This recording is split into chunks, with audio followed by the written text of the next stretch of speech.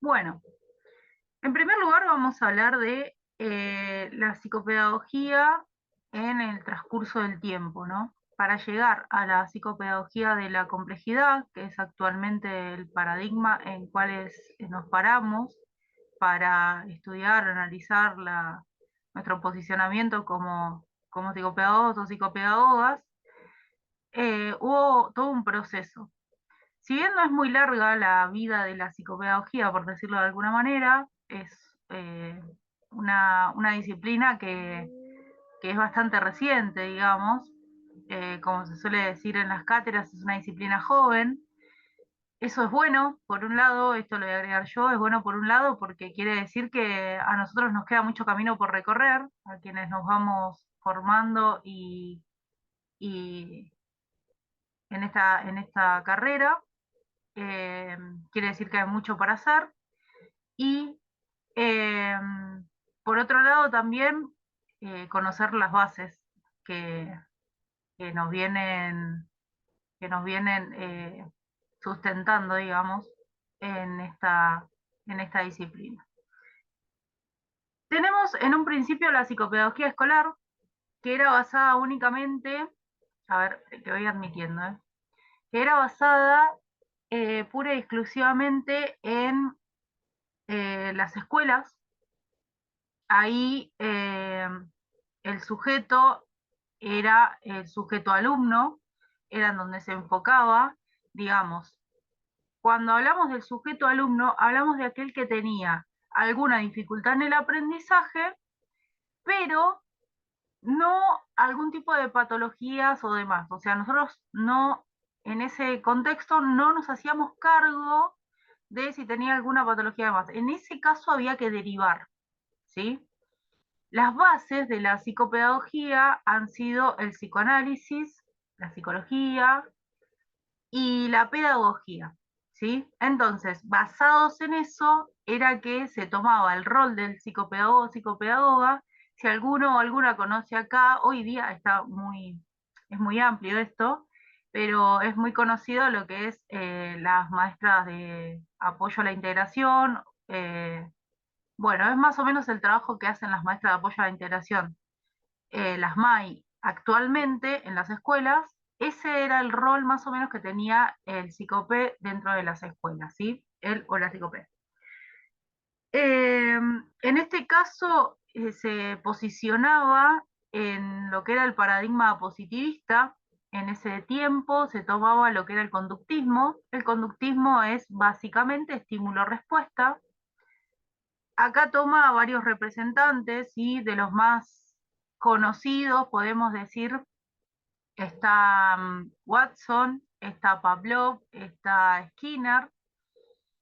Eh, lo que ellos trataban, digamos, yo no voy a profundizar mucho en eso porque sería perderme en eso, pero lo que se trataba más o menos era como de, digamos, el reflejo condicionado. ¿Qué quiere decir esto? Que a nivel escolar, lo que quiere decir esto es que mediante, o sea, que se le puede cambiar la conducta al otro.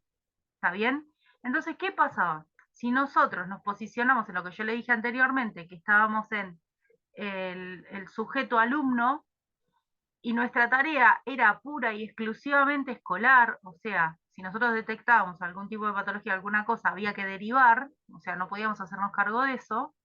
Entonces, lo que estamos hablando es que lo que se intentaba es que aquella persona que tenía alguna dificultad en el aprendizaje, bueno, tratar de hacer algún tipo de movimiento ahí, siempre a nivel escolar, para que se adaptara o se pudiera adaptar al ritmo escolar, ¿sí?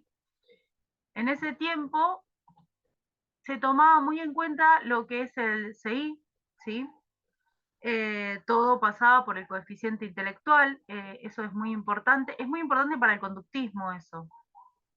Eh, Eso era muy importante para que lo tengan en cuenta en qué se basaba, digamos, la psicopedagogía escolar. O sea, ese era el punto. ¿Cuándo se ponía, para decirlo en otras palabras, estoy diciendo lo mismo pero en otras palabras, cuándo se solicitaba a un o una psicopé? Bueno, cuando este CI no llegaba a lo que se esperaba, ¿sí? No era lo esperable, ¿está? Ahí era cuando se solicitaba un CI, un CI, un psicopé. Em, Eso es más o menos el ámbito, digamos, de lo que era la psicopedagogía escolar en un punto.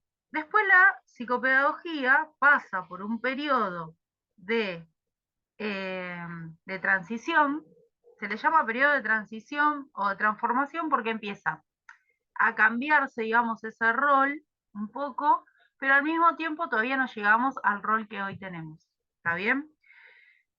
En ese periodo de transición se hacen otro tipo de trabajo y empieza antes de hablar de eso, voy a hablar de algo muy importante. Vieron que yo les dije que principalmente nos posicionábamos en lo que era el conductismo. Bueno, ¿por qué se da un periodo de transición? Porque empieza a haber otros discursos, ¿sí? Como por ejemplo lo que era el cognitivismo. Al nacer otros discursos, empieza a enfocarse en otras cosas. Entonces, al enfocarse desde otro lado, como era el cognitivismo, que en lo que se enfoca es puntualmente en los procesos mentales, el cognitivismo basaba, a diferencia del conductismo, cosa que ahí había un choque, ahora les voy a explicar eso. Pero el cognitivismo, ¿qué se basaba? En los procesos mentales. ¿Qué pasaba con estos procesos mentales? Como memoria, ¿no?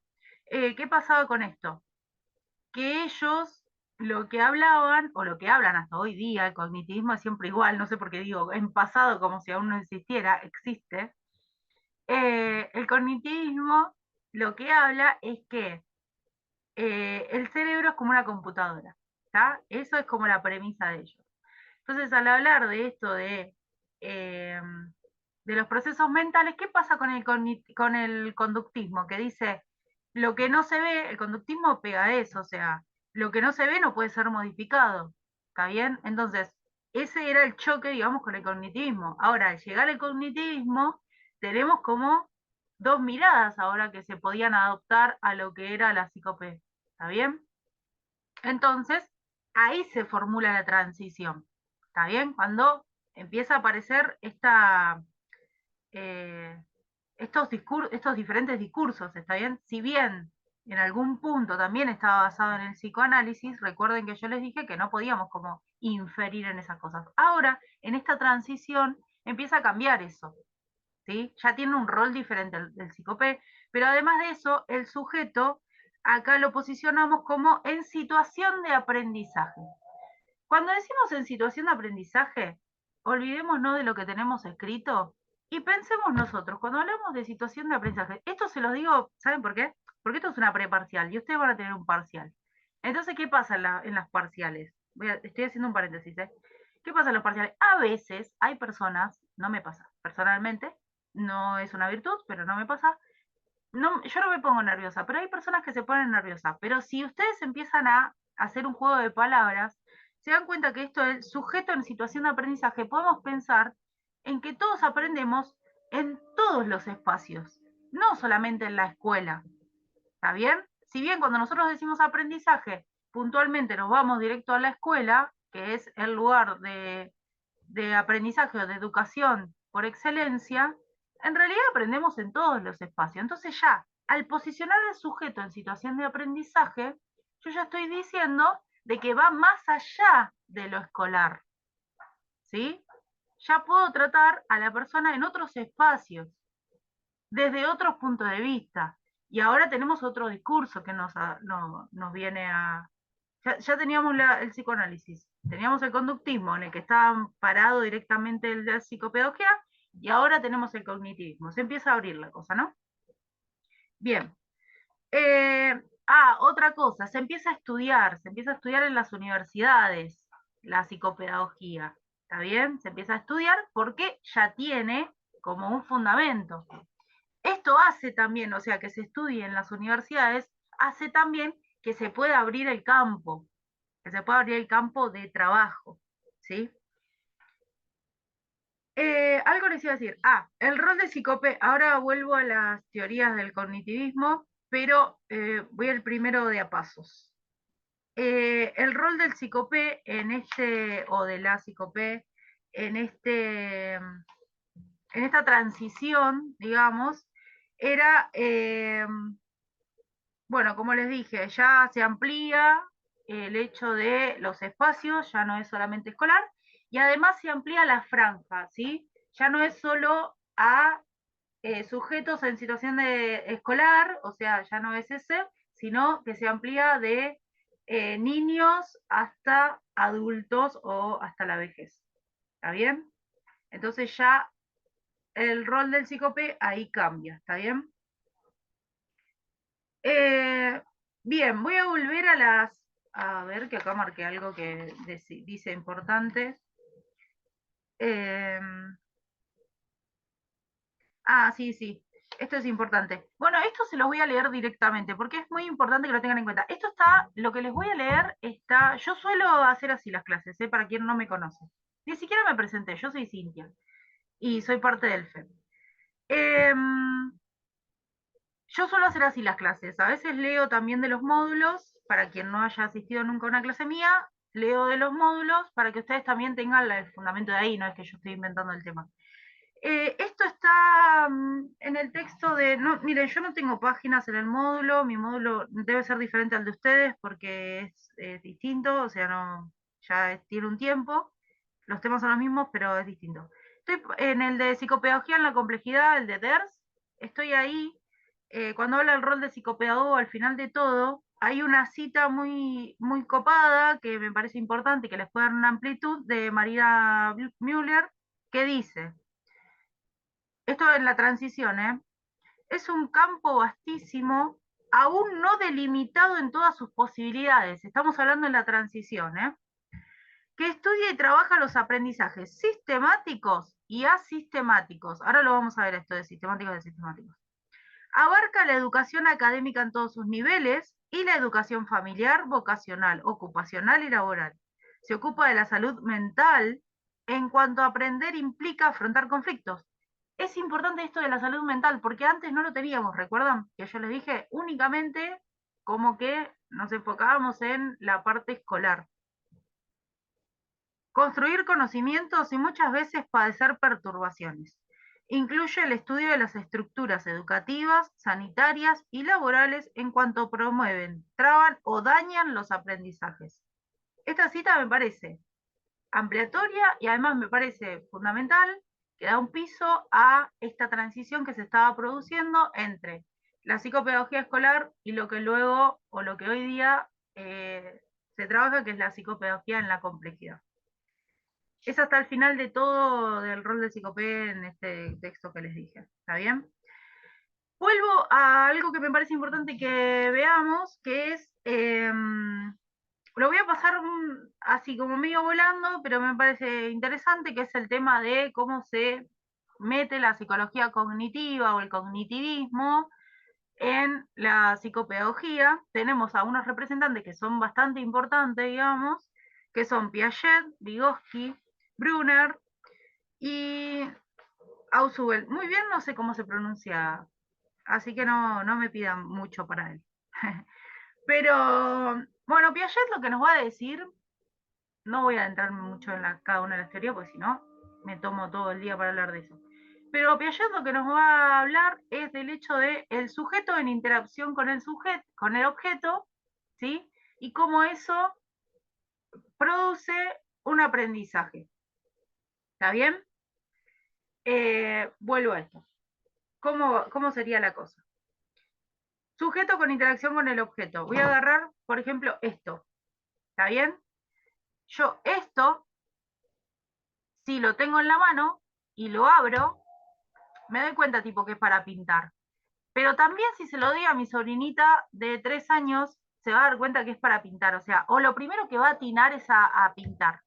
Entonces, si yo no supiera que esto es para pintar, lo voy a explorar como generalmente hacen algunos con la tecnología. ¿Vieron? Cuando nos compramos un celular nuevo y todavía no lo sabemos usar y lo vamos explorando, es más o menos así. Bueno, esto es más o menos lo que nos pinta Piaget. Dice que el aprendizaje se produce entre el sujeto en interacción con el objeto. ¿Está bien? Eh, no me voy a meter mucho en eso, pero sí les voy a decir una cosa que es importante que aprendan y que sepan, que es esto de asimilación y acomodación. Miren, asimilación y acomodación que produce un proceso de equilibración, se lo voy a explicar de una forma muy coloquial y fácil, ¿está bien? ¿Qué es? Asimilar es, yo tengo un objeto que no conozco, como bien les decía. Tengo un objeto que no conozco, ¿está bien? Acomodación es cuando este objeto yo ya lo sé utilizar, ¿está bien? Yo ya lo sé utilizar. Entonces, les voy a dar un ejemplo, que es cuando algo está desordenado y nosotros lo ponemos en órbita, ¿qué se produce? Una acomodación, ¿está bien? Es como si yo tuviera un rompecabezas y tengo una pieza. No voy a tirar las piezas, las voy encastrando. Al encastrar, eso es la acomodación. Asimilo, tengo una pieza, ¿está bien? Tengo una pieza, asimilo, acomodo, ¿está bien? Y eso produce el proceso de equilibración. Yo sé que esto que les estoy diciendo no lo van a poder poner así en el parcial porque los profes van a decir, está bien, o sea, lo entendiste, pero está mal, o sea, a la hora de escribirlo. Pero es para que ustedes lo entiendan, esto es una clase de apoyo, ténganlo en cuenta. Después tenemos a Vygotsky, que de acá voy a tomar lo importante, que es que... Ah, les voy a decir esto en cuanto a Vygotsky. ¿Cuál es la diferencia con Piaget? Que Vygotsky va a hacer como una entrada en la cultura, o sea, va a decir que es importante, además de que del objeto y el sujeto en interacción, va a haber una influencia de la cultura para que eso suceda. ¿Está bien? ¿Qué ejemplo puedo darles? Bueno, que acá, qué sé yo, no sé. Eh, bueno, les voy a dar este ejemplo. Ahora es muy común, pero cuenten que en otros lugares, por ejemplo, para tatuarse tiene que tener un significado, ¿no? Tribus a veces o otros lugares, o sea que en Argentina uno se tatúa porque se le canta. Está bien, yo voy a hablar de Argentina porque vivo acá y es lo único que sé. Entonces voy a hablar de lo que sé. En Argentina uno se tatúa porque se le canta, le da un significado o no a eso. Pero en otros lugares, por ejemplo, tatuarse tiene un significado. ¿Está bien? Entonces, y a veces no se tatúan con las mismas cosas. O sea, acá estamos re tecnologizados, nos tatuamos bla, bla, bla. Y en otros espacios no. ¿Sí? En otros lugares, en lo que sea, en otros países o demás, no. Primero tiene que tener un significado el tatuaje, o sea, de por qué se lo hacen, incluso algunos se lo hacen de niños o niñas, sus padres, la comunidad en la que viven y demás. ¿Está bien? Eso es el atravesamiento de la cultura. Ahora, cuando yo hablo de un objeto, eh, qué sé yo, por ejemplo, esta espatulita que tengo acá, porque recién estuve merendando, yo esto, por lo menos yo, lo utilizo para ponerle algo al pan, a la galletita, a lo que tenga. ¿Está bien? Esto en mi cultura es normal, tipo en la cultura de todos ustedes también. Esta cosita sirve para untar. ¿Está bien? Puede que en otras culturas no. Entonces, si yo le doy esto a una persona que nunca lo vio en su santa vida, ¿sí?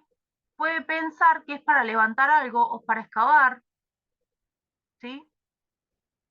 Sin embargo, yo si veo a alguien con esta espatulita mía, por lo menos, excavando en la tierra, tipo, no la voy a usar más para comer como primer cosa y después le voy a explicar que esto es para untar, o sea, no es para excavar la tierra. ¿Está? ¿Se entiende lo que digo? Hay un atravesamiento de la cultura, de por qué se utilizan las cosas. Entonces, aquel otro que es sujeto que aprende con ese objeto, no aprende solamente cuando lo mira el objeto y juega con él, sino que aprende atravesado por una cultura con ese objeto. Bien. Después tenemos a Brunner. Bueno, Brunner va a tomar lo que habla tanto Piaget como Vygotsky, pero va a hacer su propia teoría, que en este caso es el concepto de andamiaje. ¿Sí?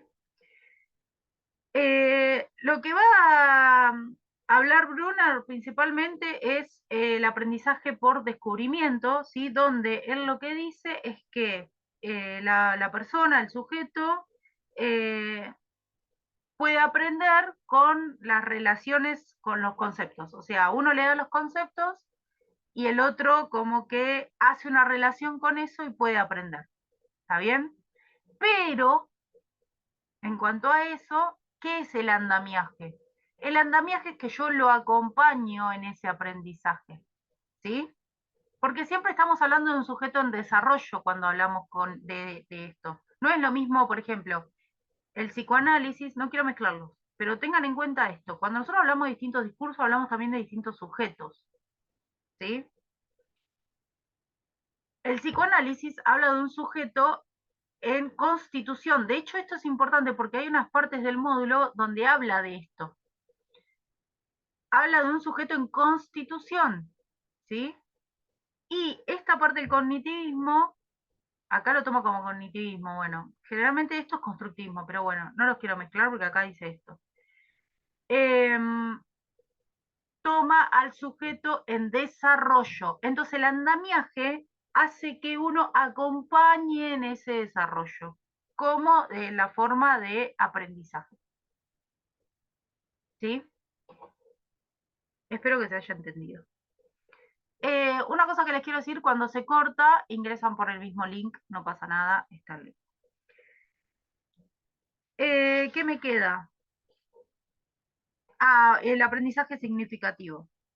Bueno, el aprendizaje significativo eh, lo que hace es como decir que hay como una base, ¿sí? Hay como una base eh, de aprendizaje, o sea, ya tiene como ciertos aprendizajes previos en los que se va a parar para aprender otras cosas. ¿Está bien?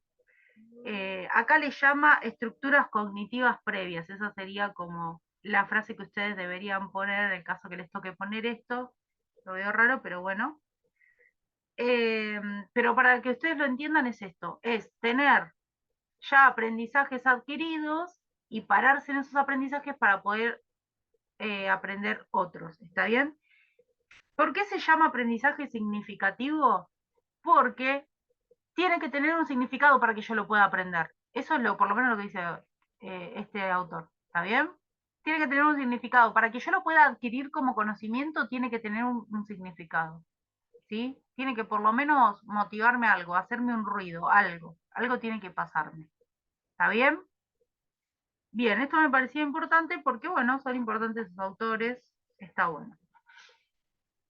Debido a esta transición, pasamos a lo que es la psicopedagogía en la complejidad. Yo acá voy a utilizar dos textos entremezclados. Uno es el texto de Psicopedagogía de la Complejidad y otro es Títulos de grado y posgrado de la formación académica. Los voy a usar entremezclados porque ambos hablan de esta Psicopedagogía de la Complejidad. ¿Por qué? Vamos a hablar como en los otros, vamos a hacerle piso a la Psicopedagogía de la Complejidad. Acá eh, el objeto de estudio va a ser nuevamente el sujeto en situación de aprendizaje, que era el que ya veníamos de la transición, sujeto en situación de aprendizaje. Esto ya nos quedó claro.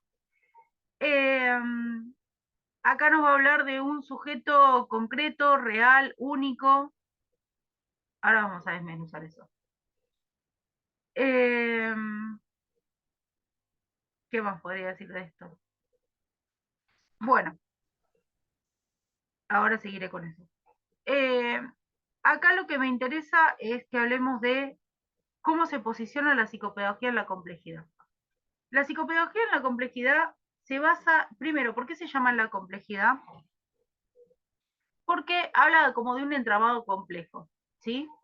Porque nos habla de una psicopedagogía multidisciplinar, interdisciplinar y transdisciplinar. Por lo menos esto es lo que habla acá y lo que dice Amaya, ¿sí? De hecho lo dicen los módulos.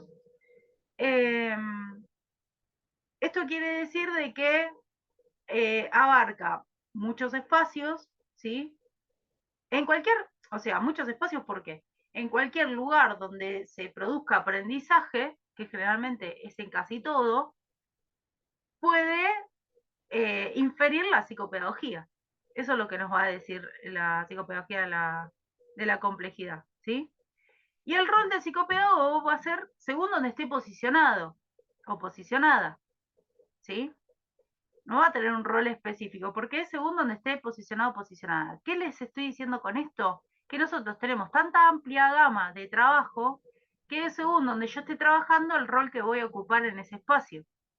Pero siempre, siempre, siempre, como premisa, va a ser que haya una dificultad en el aprendizaje, si no, no tengo nada que hacer ahí. ¿Está bien? Si no hay una dificultad en el aprendizaje, yo no tengo nada que hacer ahí. ¿Por qué esto es importante que nosotros lo tengamos en cuenta? Porque nosotros no somos ni psicólogos, ni psicoanalistas, ni pedagogos, ni nada de esas cosas. ¿Está bien?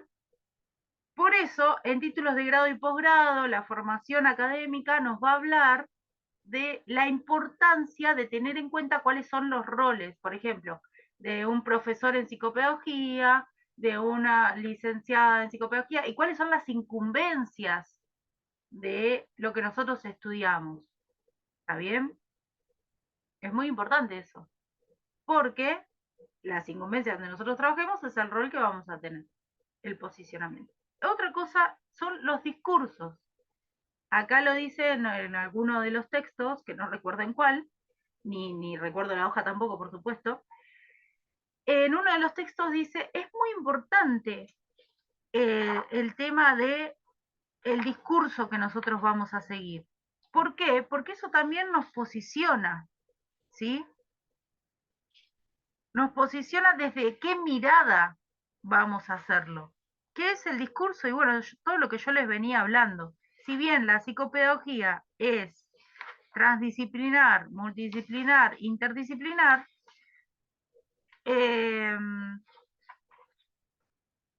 si bien eso es importante, también desde qué discurso nos pagamos, no lo encuentro, si no se los decía como estaba en el texto. Pero real no sé dónde está eso. Lo leí, pero no sé dónde.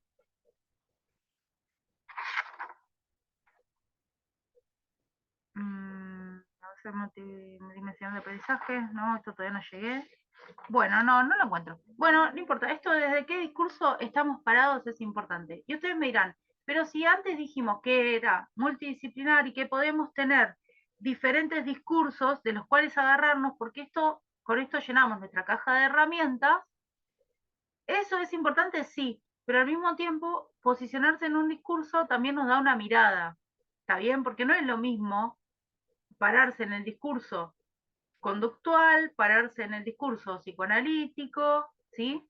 Si bien tenemos que tomar de las neurociencias y demás, y demás, y demás, eh, tenemos que tomar, o sea, una posición frente a eso, porque si no, hacemos un mamarracho en el trabajo. Y recuerden que nosotros trabajamos con sujetos, no podemos hacer mamarrachos. Nos podemos equivocar, sí, un poco, pero no con esa intención, ¿sí? O no sabiendo qué es lo que estamos haciendo o aplicando. Por eso yo les decía que es importante que ustedes sepan qué sujeto estudia cada una de las disciplinas. Porque según cómo o qué sujeto estudie cada una de las disciplinas, es donde yo estoy parado. Yo puedo hablar con cualquiera de ustedes que me diga, bueno, yo me paro desde el cognitivismo y yo decirle, yo me paro del psicoanálisis, estamos hablando ya de diferentes sujetos. ¿Sí? De la mirada que le vamos a tener a diferentes sujetos. A eso no quiere decir de que las disciplinas no nos aporten para la caja de herramientas. ¿Está bien lo que digo? ¿Se entiende? No dejamos afuera ninguna disciplina, al mismo tiempo nos posicionamos. Les voy a decir cosas que son importantes que ustedes anoten, por lo menos en algún costadito de su resumen, de lo que vienen haciendo punteos, de lo que sea que estén haciendo, de la manera que estén estudiando, y si están estudiando directamente el módulo, como hago yo cuando estudio, nada, si tienen estas cositas, que yo tengo 300.000, ¿vieron? Estas cositas así para pegar ahí en los módulos, bueno, esto es importante, se ponen importantes. Figurita, lo que sea, miren. Títulos de grado y posgrado de la formación académica, ni bien empieza hay un recuadro. Ese recuadro es importante. Ese recuadro dice, la psicopedagogía es una disciplina claramente transversal, listo, no nos dejó pensar, que se ocupa del aprendizaje humano en cada contexto y cada una de las franjas etarias donde éste se desarrolla, sistemática y asistemáticamente. Como disciplina científica con pleno derecho inserta, bla, bla. Eso no me interesa. Me interesa la primera parte. La psicopedagogía hasta sistemáticamente es importante. Eso es importante. Es la base de cualquier psicopé.